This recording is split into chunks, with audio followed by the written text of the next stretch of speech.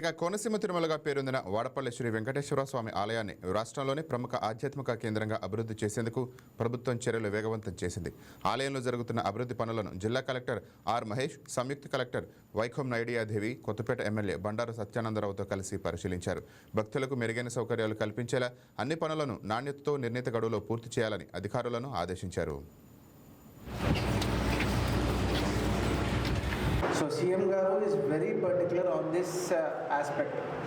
So Vadapalli temple యొక్క విశిష్టత, వాటి యొక్క ఇంపార్టెన్స్ అనేది స్లోగా every day by day increase అవుతుంది. సో కమింగ్ డేస్లో ద నెంబర్స్ మనం మెయింటైన్ అట్లీస్ట్ కంట్రోల్ చేయలేని విధంగా వెళ్ళిపోతున్నాయి.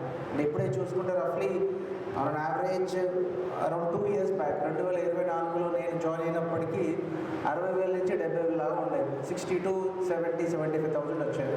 ఎప్పుడైతే 75 to 80,000 వస్తుందో కొంచెం there will be some issues regarding traffic కావచ్చు, అక్కడ ఎవరైనా కింద మెడికల్ అండ్ హెల్త్ ఇష్యూస్ కావచ్చు. సో అలా ఐ హ్యావ్ సమ్ ఇన్ఫర్మేషన్ వచ్చేది నాకు. ఇది ఈరోజు ఈ శనివారం కొంచెం 75,000, 80,000 క్రాస్ అయ్యారు.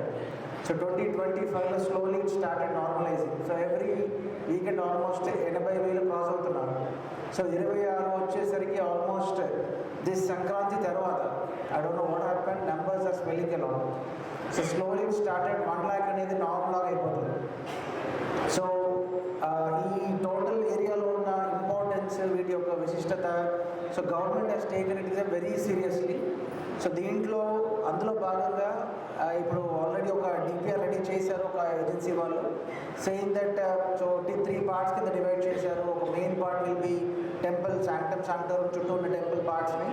Second will be at the joining of the మనకు మేజర్ కెనాల్ ఎక్కడైందో ఆ ఏరియాలో ఎక్కడైతే మనకి టెంపుల్ ల్యాండ్స్ ఉన్నాయో. థర్డ్ వన్ ఈజ్ ఆ రివర్ దగ్గర ఉన్న ఏరియాను 3 parts కింద డివైడ్ చేసి పెడితే బాగుంటుందనే దాన్ని ఆల్రెడీ ఎండోమెంట్ డిపార్ట్మెంట్స్ నుంచి ఒక స్టడీ చేసి డిపిఆర్ చేశారు.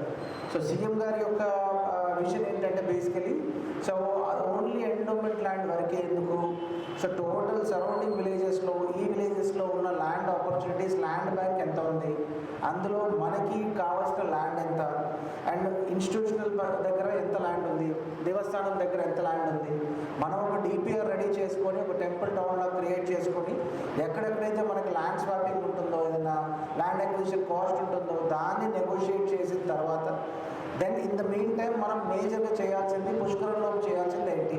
సో ఇలా 3 parts కింద డివైడ్ చేసి